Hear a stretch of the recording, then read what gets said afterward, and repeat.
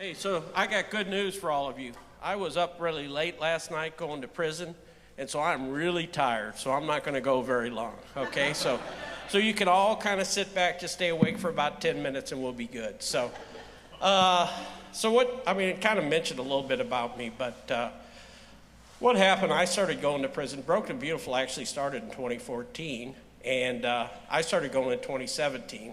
And what's kind of ironic, I think God has a sense of humor in addition to Scott. But what happened was I signed up to go to a men's prison because I never wanted to go to a women's prison. And then what happened, it was a prison ministry. It was going to go to Jeff City. It had been in Bowling Green at one point in time. The chaplain moved from Bowling Green to Vandalia, okay, which is a women's prison. And then the ministry that was going to start in Jefferson City fell apart. So I'd been trained, I had my VIC, and we're having these meetings, and there was just one couple, two people going up for Broken Beautiful. And they said, Dave, do you want to go to a women's prison? And I said, there's no way I'm going to a women's prison. But they said, well, can you just drive us up there and go in and see how it is? And I said, okay, I've got a badge, I can get in, I'll drive up there, I'll see how it is. And I went up there, and it was like, the women were worshiping and they were crying, and I go, oh my God. I said, these women are really hurting.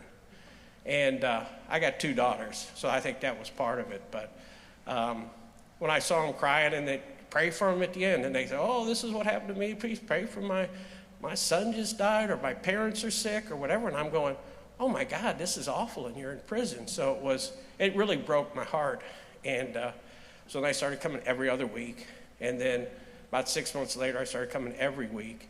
And then in 2019, God impressed on me that I should quit my job and just do this full time. And so that's what I did. And that's when we became, like I said, God's got a sense of humor. Because I tell my buddies, my fraternity buddies from college, they go, what do you do now? And I go, I lead a women's prison ministry. And they go, that can't be good for the women. I go, well, I think it is, but but here's what I found out. So what happened was I would go up there and you get to know these ladies, right? And I'll tell you what the key to us is, and once again, I'll make it short. But the key to our ministry is that we, number one, develop a relationship with them, okay? And number two is identity. We want them to develop an identity in Christ and an identity in themselves within Christ, right? So that's kind of the basis of our ministry. And so we were going up there in 2017. I was going for about 2 years, and one lady, it was a Kairos moment in this ministry. She came back after being out. And I saw her, and she was doing so good because you get to know these ladies, right? And you know the ones that are doing well, and you know their heart, And she started crying, so that's like kryptonite to me, right? So, and she goes, Dave, I tried so hard. She goes, I got out and I went to church just like we talked about, and I tried to get a job, and she went back to her hometown, which is a mistake. But she said people just rejected me. I couldn't get a job. Nobody in church would talk to me. And she goes, I went back to my old friends, and I said, and then she started crying again. And I said to myself, you can't love them in prison and forget about them when they get released. And so that's where my heart really went through a dramatic, transition. And that's what led me to quit my job, because I couldn't keep going to that prison and say, we love them in prison, and then forget about them when they get released. Because here's the deal. Prison does an awesome job of making you want to change. And they do an awesome job of giving you the tools to make that change. The challenge is when you leave prison, you're going back into a world that's unstructured. You're going back to people that maybe knew you before, which is a bad thing. You're going back and you're trying to be a good mother the day you get out of prison, right? And you're going back to say, I got to have some dude because I need a relationship, right? None of those things work. And so that's kind of the reason I started this, because I didn't want to see that pattern repeat time after time after time. And so what I started in 2020, we became it was actually 2019, we actually got incorporated because we weren't incarcerated or anything, 2022, because it took this long, and remember COVID was going on, to get an agreement with Missouri Department of Corrections where we could be a reentry ministry. And what that does, it allows me to work with my good friends in prison, which a lot of them are here, and they know who they are. Raise your hand up if you're my good friend from prison. Yeah, and I'm telling you, well, these are incredible people who really want to make a difference, right? And so I got to work with them because of this agreement I made, but we also got to do things that most prison ministries don't get to do. So we get to meet with them before they get released, and we call it pre-release coaching. And as part of that pre-release coaching, we get to go and speak into their lives about what they're going to do when they get out. Because I tell them the most important decision you can make at this point in time, number one, we are a Christian ministry. We have Bobbies come in. Bobby comes in and speaks, and we just go, ooh. But well, we do that sometimes. I'll tell you a funny story. When Bobby comes in, and they know Bobby's comes into each prison once a month, each of the 2 women's prisons. And they come in the front row, I tell them, it's a Bobby, it's a God-winning experience tonight. If you're in the front row, you're in the splash zone. Because I said he could be sweating and he could be spitting. I don't know which one it is.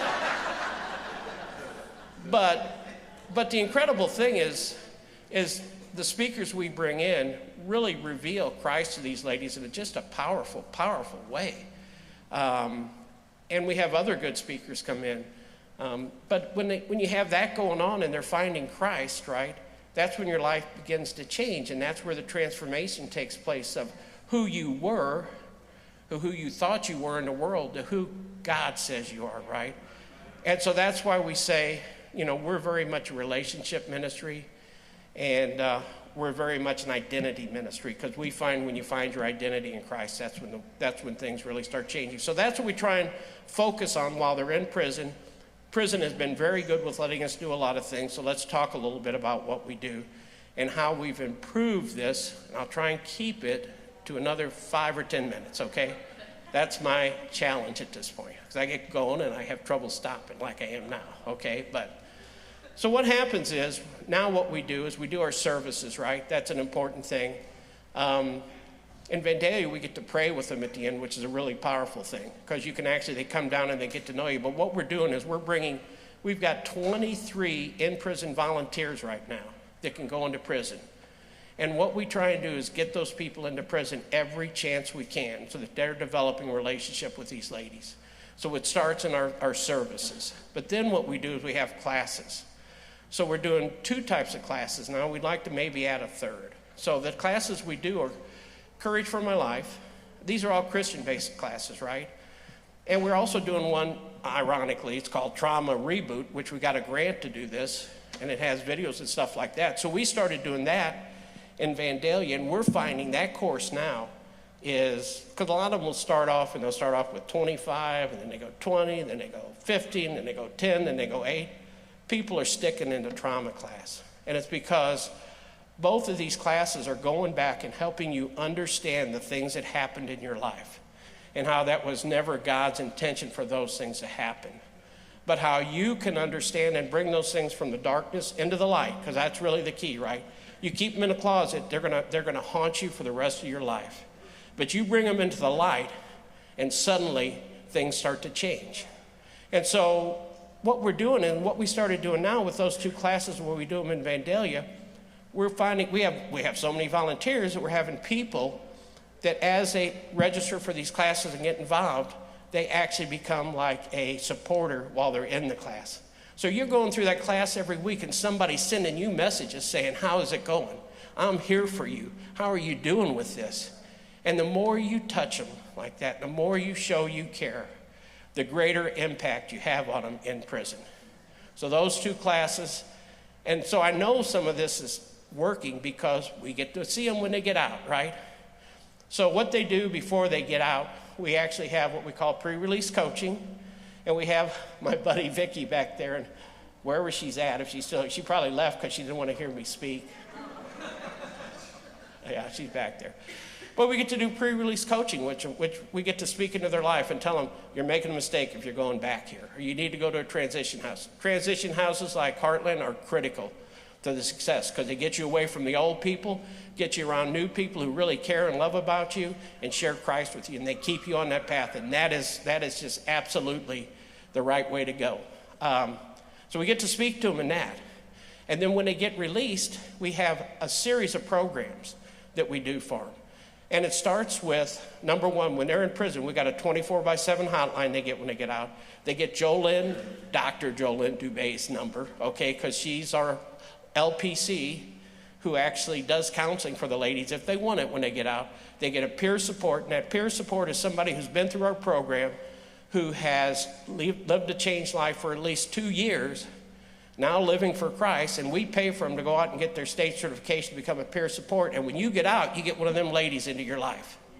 And what is so powerful about that is those are ladies who have been on drugs, right? Those are ladies who have been in prison. Those are ladies who have lived the life of the same thing, the same kind of lifestyle that the ladies are that they're working with.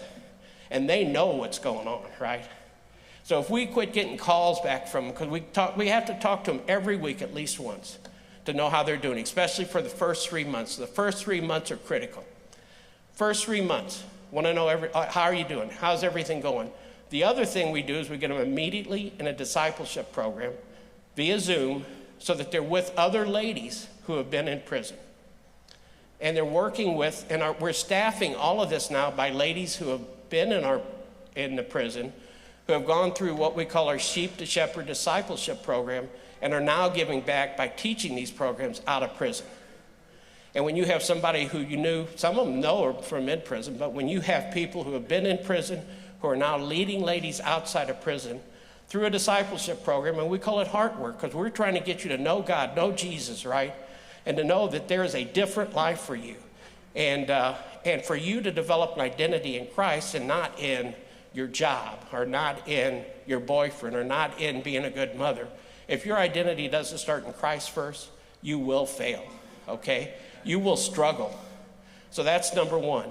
We found out that is the most successful thing we do, is get them involved in that with other ladies. The other thing we do that's really critical is we want to surround them with a community, right?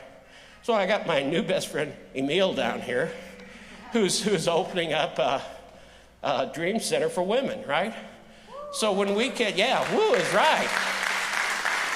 I've known, I mean, in all honesty, I've known and liked Emil for several years, right? For a couple of years. So I've met him, and what he's doing is tremendous stuff, and Journey Church is doing incredible things. So nothing but kudos for what you're going on. But what we want is we want them to go into a transition house. We want them to have people around them that keeps them on the right path. We want to be able to speak into their lives, okay? But we also know that the people that are immediately around them are critical. So you got to be at Celebrate Recovery. You got to be at a church. You're better off being in a transition home. Being in Heartland up here is awesome, right? Because we have 3 volunteers in our ministry from Heartland. So we are invested in Heartland in a big way, right? And they come into our prison at least once a week. And so those things are critical. But here's the other thing that we do that really makes it kind of special to them. They know when the wheels come off, we're there. And here's some stats to throw at you. If they make it through the first 3 months with us, they're probably going to be okay. When I say okay, what that means, there's about an 80% chance they're not going to relapse. But there is a 20% that does relapse. And remember, we have right now 400 ladies in prison, over 400 signed up for our support after release. Okay, so it's not what we're doing. We're dealing with some big numbers. But when they get out, if they do relapse, what we do, because I just did it yesterday, right? Just yesterday, was when they get out, if they do relapse, if they've had a relationship with us, if they want to get clean, we're the first call they make. And when they make that call, we do everything we can to get them back into a transition house or a treatment center. So yesterday, one that had hit the streets and was, they call you up, they're crying, and I go, oh my gosh, don't cry. That always breaks my heart. Just don't tell them that, because they'll cry all the time and ask for money. But we got her back into a transition house, but it cost us a fair amount of money to get her back, right? But in that case, if we didn't get her back, she was going to stay on the streets. And because we have a relationship with transition houses kind of all across the state, and they know that if something goes wrong and they get kicked out, we're not going to say, no, we don't want anything to do with them anymore. They're bad. We'll stay in their life. So that gives them a relationship that with us that that other people don't have, I guess is the best way to put it, right? So we have more likelihood to get them in. When we get them in, they have more likelihood to stay. And like I said, we're staying involved with the ladies. So we now have, I guess, about 80 or 90 ladies that are working with us out of prison. And I said, like, maybe of those 80 or 90, about 10 of them have relapsed. There's only been 2 of them that have gone back to prison. But the other ones that have relapsed, they've been able to get straight again. So you're going to see hiccups. This thing is not going to be a straight line. It's not going to be, one and done and you're out, right? So it's just incredible. I've had to, for me, all the failures were a little hard to take at first, right? But the way I've reconciled that in my own heart is that we give 100% of the ladies a chance to be successful.